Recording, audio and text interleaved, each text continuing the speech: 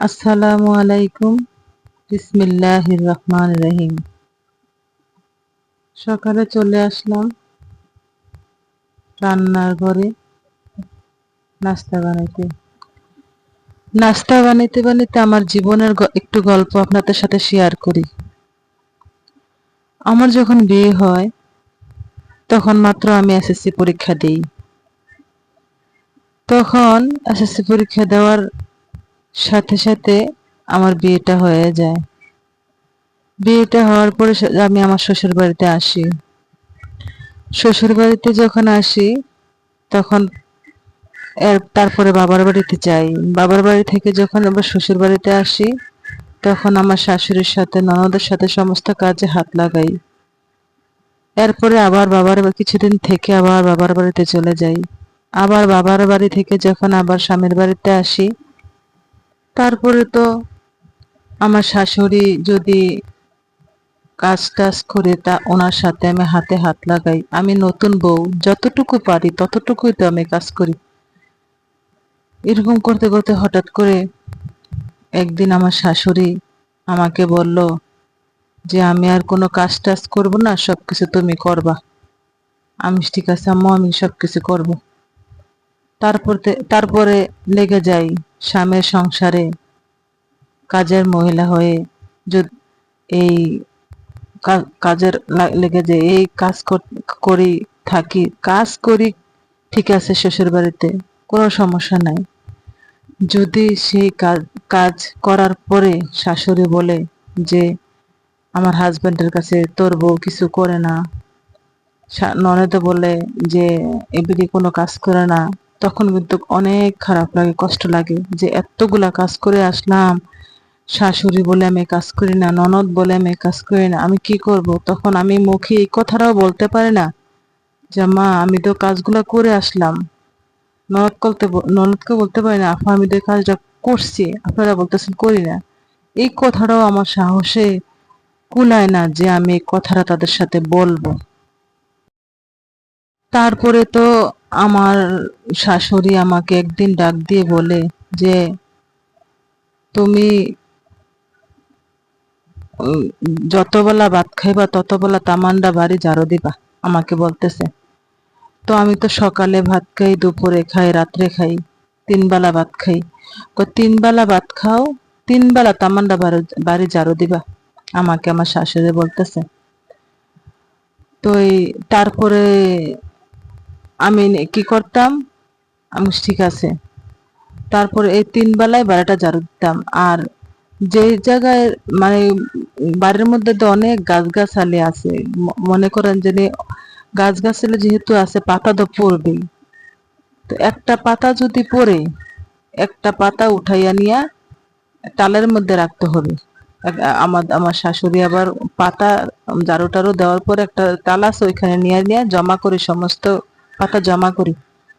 আমাকে বলতেছে বাড়িতে যদি একটা পড়ে, এই পাতা পড়ে, ওই পাতাটা হাত দিয়ে উঠাইয়া নিয়ে তুমি ওই যে জায়গা জমা ওইখানে রাখবা। তো আমি কি করতাম, 3 বেলা বাড়িটা ঝাড়ু দিতাম, সকালে রান্না করতাম, দুপুরে সকালে নাস্তা বানাইতাম, দুপুরে জন্য ভাত রান্না করতাম, আবার রাত্রের জন্য। এমন না যে দুপুরে একবার রান্না করলাম রাত্রে সহ গেল, তা না। দুপুরে ভাত রান্না করার পরে আবার রাত্রের জন্য ভাত তরকারি আবার নতুন করে রাঁধতে হয়, তো আবার রাতের জন্য রান্না করলাম। সকালবেলা পাহাড়ের মধ্যে শালি উঠাই, তারপরে গিয়া কলস ভরাই, সকালবেলা নাস্তা বানাই, দুপুরের জন্য ভাত, আবার রাতের জন্য ভাত। এরকম করতে করতে আমার সারা দিন সারা মাস আমার যায় এভাবে কাজ করতে। আবার 3 বেলা বাড়িটা ঝাড়ু দেওয়া। তারপরে কি করি, এরকম করতে করতে আমার সংসার ভালোই চলতেছে যাচ্ছে। কিন্তু একটা কি, আমি যে কাজ করি মনে আনন্দ লাগে, আমার কোনো সমস্যা হয় না যে আমি কাজ করি। স্বামীর বাড়ি কাজ তো করবোই, শ্বশুর শাশুড়িকে ননদ দেবরকে তো কাজ করে আমাকে খাওয়াইতে হবে, যেহেতু আমি ঘরের বড় বউ, আমাকে খাওয়াইতে হবে না? তো আমি কাজ করতেছি, কাজ করার পরে তো আমার শাশুড়ির কাছে আশেপাশের লোকজনেরা আসে আসে আয়সা আমার শাশুড়ির সাথে যখন গল্প করে না, তখন আমার শাশুড়ি বলে কি, আমি তখন টিউবওয়েলে যাই পানি আনতে। তখন আমি ওদের কাছে বলতেছে, আমার চাচির শাশুড়ি, জ্যাঠা শাশুড়ি, তার 5-6 জন মহিলা বসে রয়েছে আমার শাশুড়ির কাছে। ওদের কাছে বলতেছে ইয়া, এই আমার শাশুড়ি কয় কি, কয় ইয়া করছে, এই ছেলে বিয়া করাইছি, আর ছেলের বউ একটা কাজকর্ম কিছুই করে না, সমস্ত কাজকর্ম আমি করি, আমার মাইয়া করে, আমি কিছু করি না।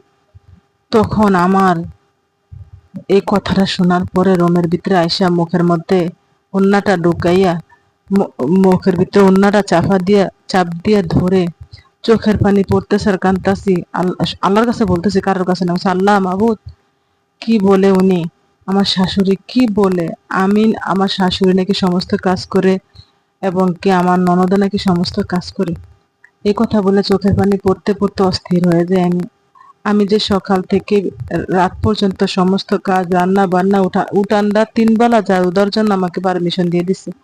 আবার একটা পাতা পড়বে, সেই পাতাটা উঠাইয়া জন্য আমি নিয়ে জমা রাখি আরেক জায়গায় নিয়ে, একটা পাতাও থাকতে পারবে না এদিক সেদিক, এরকম ভাবে আমারে আদেশ দিয়ে দিছে আমার শাশুড়ি। এই কথাটা শোনার পরে মনটাকে বুঝাইলাম যে থাক, উনি যেহেতু বলতেছে আমি কাজ করি না, আলহামদুলিল্লাহ আমি কাজ করি না, আল্লাহ দেখি আমি কাজ করি কি করি না, আল্লাহ একমাত্র দেখে আমি কাজ করি না, সমস্যা নেই। উনি বলুক, উনি বলতে বলতে যাক, উনি আল্লাহর কাছে জবাব দিবে যদি মিথ্যা কথা বলে। এই কথা বলার পরে আমি সংসারের মধ্যে কাজ কর্ম সবকিছু চালিয়ে যাইতেছি, করতেছি। তো আমার শাশুড়ির 2টা ঘর, 2টা ঘর। তো আমার শাশুড়ির, আমার ঘরটার মধ্যে আমি সকালবেলা ঝাড়ু দিই, আবার শাশুড়ির ঘরের মধ্যে যাওয়া লাগে ঘরটা ঝাড়ু দেওয়ার জন্য। আমি আবার আমার শাশুড়ির ঘরে যাই, যাইয়া যখন ঘরটা ঝাড়ু দিতে যাই, তখন আমার দেবরে বলে, এই তুই এই ঘরের মধ্যে ঢুকছিস কেন, এই ঘরের ভিতরে আইসত কে লিগা, এখান থেকে যা বলছি, এখান থেকে যা, এই ঘরের ভিতরে ঢুকবি না। তখন আমি বলছি, ভাই ঘরটা ঝাড়ু না দিলে তো ময়লা হয়ে যাবে, সেই জন্য আমি ঝাড়ু দিতে আসছি। ঝাড়ু দিয়ে তাড়াতাড়ি এই ঘর থেকে বের হয়ে যা, আর যেন তোকে আমি এই ঘরের সামনে না দেখি, আমার দেবর বলছে। আমি অবাক হয়ে তাকিয়ে রইলাম যে, দেখছো আমি ঘরটা ঝাড়ু দিতে আসছি, এখন আমি নাকি আমি যে ঘরটা ঝাড়ু দিতে পারবো না এরকম বলে খারাপ ব্যবহার করতেছে। কিন্তু আমার শাশুড়ি ওই রুমে শুয়েছে, আমার দেবর এই রুমে শুয়েছে। আমার শাশুড়ি এমন কথাটা বলো না যে ইয়া করছে, এই কি বলস, ঘর ঝাড়ু দিতে আসছে এই কথা বলস কেন, এই কথাটা আমার শাশুড়ি আমার দেবরকে বলে নাই। কিছু বল, যেমন আমার শাশুড়ি অনেক খুশি হয়েছে আমার দেবর এই কথাটা বলাতে। তারপরে কি করলো,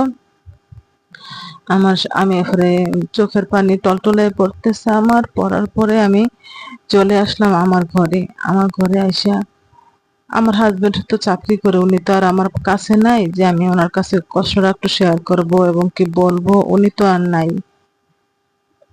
তারপরে আমি কি করি, আমার হাজবেন্ড আবার আমাকে একটা ডায়েরি গিফট করছিল, ওনার অফিসে একটা ডায়েরি পাইছিল। ডায়েরি পাওয়ার পরে ও ছুটিতে আইসা আমার হাজবেন্ড আমাকে একটা ডায়েরি দিয়েছিল। আমি কি করছি, এই আমার শাশুড়ি কি কথা বলে আমি এই ডায়েরিটার ভিতরে লিখে রাখি, আমার দেবরে কি বলে আমার ডায়েরির ভিতরে লিখে রাখি। কারণ আজকে যদি শাশুড়ির কাছে দেবর আর ওই ভদ্র মানুষের কাছে বলি, হ্যাঁ আমার শাশুড়ির কাছে এসে লাগাই দিবে, হ্যাঁ আরো ঝগড়ার সৃষ্টি করবে, অশান্তি হবে। আমি তাদের কাছে না বলে শুধু ডায়েরির ভিতরে লিখে রাখি আর কান্দি। তারপরে এরকম করতে স্বামীর সংসারটা যখন করতে যাচ্ছি আর ডায়েরিতে লিখে রাখি, যতই কষ্ট হোক, যে যেটা বলুক আমি সমানে প্রতিবাদ করি না, শুধু ডায়েরিতে লিখে রাখি। আমার মনের ভাব কি জানেন, যদি আমি ডায়েরিতে লিখে রাখি, ডায়েরিটা আমার শাশুড়ির কাছে বলবে না যে তোমার ছেলের বইটা বলছে ওইটা বলছে। আর আমি যদি আজকে বাহিরে কারোর কাছে গিয়ে একটা কথা বলি, তারা এসে লাগাই দিবে, তোমার ছেলের বই কথাটা বললে আসছে, এই কথাটা বললে আসছে। আমি এই জন্য আমি ডায়েরিতে আমার সব কষ্ট আমি তুলে ধরে লিখে রাখি। এমন করতে তারপরে আমি প্রেগনেন্সি হয়ে যাই, আমার বাচ্চা পেটে আসে। আমার যখন বাচ্চা পেটে আসে, তখন আমি অবস্থা খুব খারাপ হয়ে যায়, বমি, ভাত খাইতে পারি না, কোনো কাজকর্ম করতে পারি না, শুধু মাথা ঘুরায়, অনেক কষ্টের মধ্যে আছি। তারপরে একদিন শাশুড়িকে বললাম, মা আমাকে একটু দেন, আমি আমার বাবার বাড়িতে যাই আর কয়েকদিন থেকে আসি। এই কথা বলার পরে আমার শাশুড়ি কি করলো, আমাকে দিল না। না, বাবার বাড়িতে যাইতে পারবা না। তো বাবার বাড়িতে যাইতে পারলাম না, এখানে থেকে গেলাম। থেকে যাওয়ার পরে এই অসুস্থ শরীর নিয়েই আমি কাজকর্ম সবকিছু বাড়ির চালিয়ে যাচ্ছি। কাজকর্ম করলে কিন্তু কষ্ট লাগে না, যদি কাজ করে আসার পরে যদি শাশুড়ির কাছে একটু শান্তি পাওয়া যায়, ননদের কাছে শান্তি পাওয়া যায়, দেবরের কাছে শান্তি পাওয়া যায়, ঘরের মানুষের কাছে শান্তি পাওয়া যায়, তাহলে কিন্তু কাজকর্ম করলে কিন্তু কাজ শরীরে লেগে থাকে না।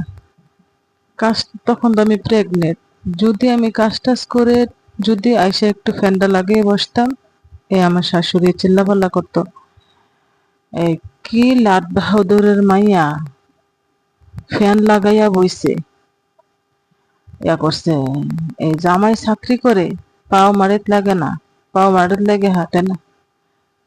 তো আমি মনে মনে বলতাম যে আমার শাশুড়ি কি বলে, আমি তো পাও মারিত লাগাইয়া আমি হাঁটি না, এটা দিয়ে কি বোঝায়? আমি তো গাধার মতো সারা দিন রান্না বান্না করতেছি, কাজকর্ম করতেছি, আমার ননদের প্লেটটা ধুয়ে ভাত খানা, শাশুড়ি প্লেটটা ধুয়ে ভাত খানা। আমার শাশুড়ি বলতেছে আমার নাকি পাও মারিত লাগে না, উনি আমার এই কথাগুলো বলতেছে। তারপরে আমি কি করলাম, শুধু শূন্যে থাকতেছি আর চোখের পানি আমার জ্বর নয়নে পড়তেছে। করার পরে আমার কি করলো, আমার ভাই, আমার তালতো ভাই ভাই আমার মানে আমার ভাইয়ের শালা আমাকে দেখতে গেছে যে আফার একটু দেখে আসি।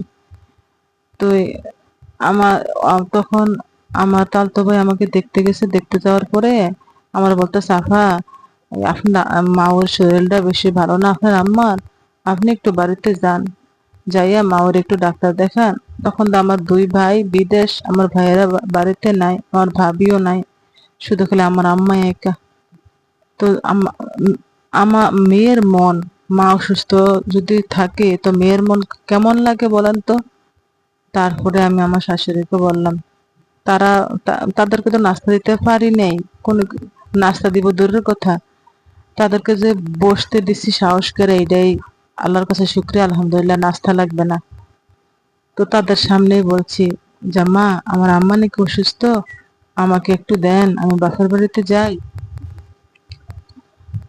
আমাকে বলে, তোর এত বড় সাহস, কে দিছে তোর বাপের বাড়িতে যাওয়ার জন্য? আমার কাছে বললি তো কাঁদতে পারমিশন নিছিস আমার কাছে এই কথাটা বলার জন্য?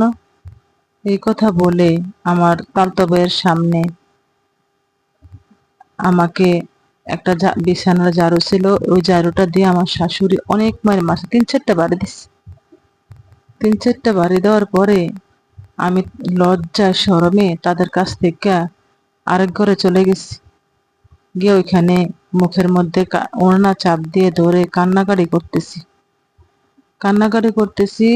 তারপরে আমার তালতো ভাইটা এইগুলা দেখে, আমার তালতো ভাইয়ের নিচের দিকে মাথাটা করে উনি চলে গেছে।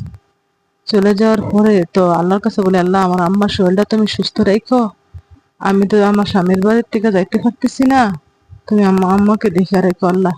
তখন আমি আল্লাহর কাছে বলছি, আমার শাশুড়ি আমাকে যাইতে দেয় নাই, আমার তালতো ভাইদের সামনে আমাকে অপমানটা করছে, মারছে।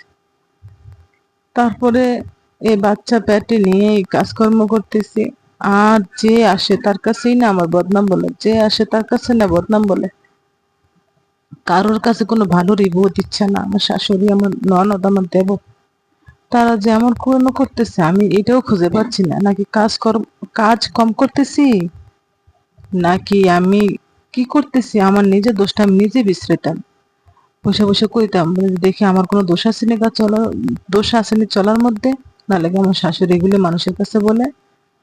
তো তারপর আমি কি করলাম, এই না, কাজকর্ম করতেছি, রান্না বান্না করতেছি, শাশুড়িকে ডাক দিয়ে খাবার খাওয়াচ্ছি।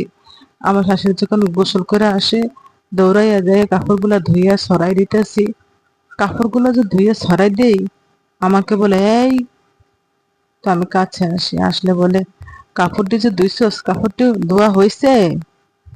ধোয়া হয়েছে কাপড়টি? কাপড়টি ধোয়া হয় নাই। আবার ধুইয়া নিয়ে আবার দৌড়িয়া যায়, যাইয়া আবার ধুই, আবার দূরের থেকে তাকাই থাকে কাপড়টি আমি কিভাবে ধুই। তারপরে আমি কি করছি কি, এই কাপড়টি ধুইয়া সরাই দিছি, সরাই দিয়ে আবার এসে ভাত দিই। এবারে যতক্ষণ ভাত খাবে ততক্ষণ কাছে থেকে উঠে যেতে পারবো না, কাছে বসে থাকা লাগে। এরকম ভাবে আমি এই সংসারটার ভিতরে থাকতেছি। তখন যখন আমার বাচ্চাটা 7 মাস পেটে, তখন কি করলাম, এই আমার প্রথম বাচ্চা তো, মানে পেট অনেক বড় হয়ে গেছে, ওচা হয়ে গেছে, মানে বাচ্চাটা বলিষ্ঠ হয়ে গেছে পেটের মধ্যে। তখন অনেক গরম পড়ছে, গরম পড়ার পরে তো ফ্যানটা লাগাইয়া না বসি। তা বসার পরে আমার শাশুড়ি আমার দেবরকে বলতেছে, মানে একটা কথা কি আগে সুরে বললে কিন্তু শুনি না, কি বলছে শুনলে, একটা কথা যদি আগে সুরে বলে তাহলে কিন্তু আমি শুনলাম না, আর কথাটা যদি আমার সামনে বলে তাহলে তো আমি নিজে কানে শুনলাম। একটা কথাই আছে, শুনলে বিষ, না শুনলে নির্বিষ। তো আমার শাশুড়ি আমাকে আমার শাশুড়ি, উম, আমার দেবরকে আমার শাশুড়ি বলতেছে যে ইয়া করছে, এই এই এবিডিয়ে কাজ করে গিয়া করে যাইয়া ফ্যানটা লাগাই, ফ্যানটার মধ্যে বসে, তো ফ্যানটা যাইয়া লত্রা কাটটা দিয়ে যাতে আর ফ্যানটা লাগাই বসতে না পারে। আমার দেবরে আসলো, এসে কয় কি কয়া করছে, কাজ করলে বুঝতে আবার মেহনত লাগে, এই ফ্যান লাগাই বসতে হয়। এই কথাকে ফ্যানের লত্রা কাটটা দিচ্ছে আমার দেবরে। ফ্যানের লত্রা কাটটা দেওয়ার পরে এই আমি তো আর এখন আর থাকতে পারতেছি না, বাচ্চা পেটে অনেক গরম, আর বাচ্চা পেটে মহিলাদের কিন্তু গরম লাগে বেশি। তারপরে ফ্যানের লতার মাস দেওয়ার কাটতে কাটতে লাগছে আমার রুমের। এখন আর তো ফ্যান লাগাইতে পারতেছি না। তারপরে আমি কি করলাম, এই এই এই ইয়ার মধ্যেই ফ্যান ছাড়াই থাকতেছি। ফ্যান ছাড়া যে থাকতেছি, এখন আবার আমাকে জামা কাপড় পরতে দেয় না, মিক্সি পরতে দেয় না। 12 হাতটা কাপড়টা আমার পরে থাকতে হবে। এই 12 হাতের কাপড়টা পরে, ব্লাউজ পরে, পেটিকোট পরে কি একটা গর্ভবতী মহিলা থাকা যায়? আপনারা সবাই বলেন আমাকে। তারপরে আমার সাথে আবার আমার ননদ ঘুমাইতো। আমার হাজবেন্ডের ছুটি আসলে আবার আমার ননদ চলে যেত আমার শাশুড়ির কাছে। তারপরে আমি কি করতাম, আমি কাপড়টা খোয়াইয়া পেটিকোটটা আর ব্লাউজটা রেখে তারপরে রাত্রে ঘুমাইতাম। আর বালিশটা পেটটার নিচে দিয়ে দিতাম, যখন পেটটা ভেঙে ভেঙে আসে, বাচ্চারা না বড় হয়ে গেছে পেটের মধ্যে, কি করছে আমার শাশুড়ির কাছে আমার ননদে যে লাগাই দিছে, আমি রাত্রে কাপড় খুললে ঘুমাই। আমার শাশুড়ির কাছে একদল মহিলা আসছে, 5-6 জন মহিলা আসছে। আসার পরে আমার শাশুড়ির কাছে বলতেছে, আমার শাশুড়ি মহিলাদের কাছে বলতেছে, আমার বউর ঘর বাচ্চা ডেলিভারি হয় না কেন জানো? আমার বউ না রাত্রে ল্যাংটা হয়ে ঘুমায়, সেজন্য এই আমার বউয়ের ইয়া বাচ্চা ডেলিভারি হয় না। তো ওই মহিলারা সবাই একটা হাসির একটা ইয়া তুলে দিছে, মানে তামান্ডে মহিলা একটা হাসি দিছিল। তা আমার এমন লজ্জা পাইছি যে বউয়ের কথা মানুষের কাছে বলে আর মানুষ হাসে, কেমন শাশুড়ি।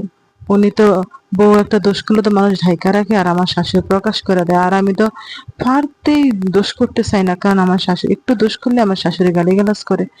ওই ভয়ে সারাক্ষণ আমি থাকতাম, যাতে আমি কোনো অন্যায় না করে আমার বকতে না পারে। এরকম করতে করতে আমি কি করলো, আমার হাজবেন্ড তখন তখন আমার 8 মাস চলে।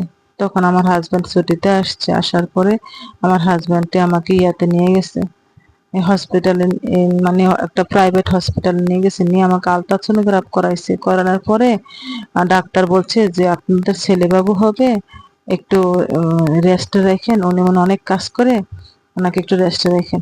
এই কথা বলার পরে আমার হাজবেন্ড অনেক খুশি হয়েছে, যখন শুনছে যে আমার ছেলেবাবু হবে। আমার হাজবেন্ড খুশি হয়েছে, খুশি হওয়ার পরে তারপরে তো আমার হাজবেন্ড বাড়িতে চলে আসলো আমাকে নিয়ে হসপিটাল থেকে এসে। আমার শাশুড়িকে ডাক দিল, মা। তো আমার শাশুড়ি আসলো, আসার পরে বলতেছে, মা ইয়া করছে, আপনার বউয়ের ছেলে বাচ্চা হবে, একটু খেয়াল রাখেন, এই ভারী কাজ টাজ করায় না, ডাক্তার বলছে একটু রেস্টে রেখেন ওরে। আমাকে দিয়ে যে এত কাজ, এত নির্যাতন সবকিছু করতেছে, আমি কিন্তু আমার হাজবেন্ডের কাছে একটু বলি নাই, কারণ উনি চাকরি করে আসছে। ওনার কাছে যদি ফ্যামিলির কথা যদি আমি বলি, তাইলে তো উনি মন খারাপ করবে। ও আসছে, আইসা মা বাবার সাথে খুশি থাকবে, বউয়ের সাথে খুশি থাকবে, ভাই বোনেরা সাথে খুশি থাকবে, এটাই তো একটা একটা ফ্যামিলির নিয়ম, একটা পরিবারের নিয়ম। তারপরে আমি নি করছি কি, আমি হাজবেন্ডের কাছে কিছুই শোনাইনি। এই যে আমার কারেন্টের লটকাইটা দিচ্ছে আমার দেবর, আমার শাশুড়ি, এইভাবে মানুষের কাছে বলে এটা সেটা করে, আমি কিচ্ছু বলি না, কারণ বলার দরকার না। ওনার মার ব্যাপারে যদি আজকে আমি বলি, ওনার সৎ হলে ওনার মা বলবে কি যে আমার বউ হয়তো আমার মাকে দেখতে পারেন, এই জন্য আমার মার ব্যাপারে বলি। যখন আমার হাজবেন্ডের কাছে আমার শাশুড়ি আমার ব্যাপারে কিছু বলবে, আমার হাজবেন্ড তখন আমার জিজ্ঞাসা করবে, তখন যাই যদি বলি কয়েকটা কথা, নাহলে আমি বলবো না। এই মানে এরকম ভাবে আমার মনের মধ্যে যে আমি আমার পক্ষে থেকে ওর মা যত কষ্ট দেখ, ভাই বোন যত কষ্ট দেখ বলুক, আমি আমার হাজবেন্ডের কাছে বলবো না কোনো কিছু। হ্যাঁ, কি করে আমাকে যেন আল্লাহ ধৈর্য দেয়, আমি ধৈর্য ধরে তাদের সাথে থাকতে পারি, খাইতে পারি, এরকম ভাবেই কিন্তু আমি আছি। থাকার পরে তারপর আমার হাজবেন্ডের ছুটি শেষ, আমার হাজবেন্ড চলে গেল। হঠাৎ করে একদিন বাহিরে লাকড়ি, কতগুলা লাকড়ি আছে, সেই লাকড়িগুলা আবার আমি এই রুমে নেওয়ার জন্য প্রস্তুতি করতেছি। তখন আমার দেবর আমাকে বলতেছে, ভাবি ভাবি। আমি বলছি, কি ভাই? আমার ভাইয়ে, আমার ভাইকে না আমরা বিয়ে করাতে চাইছিলাম না, আমার ভাই জোর করে বিয়ে করছে, ইয়ে করছে। এই আহ, আগে আগে আমার ভাই আগে আগে বিয়ে করছে, কেন জানেন? আমার ভাই আগে আগে বিয়ে করছে এই কারণে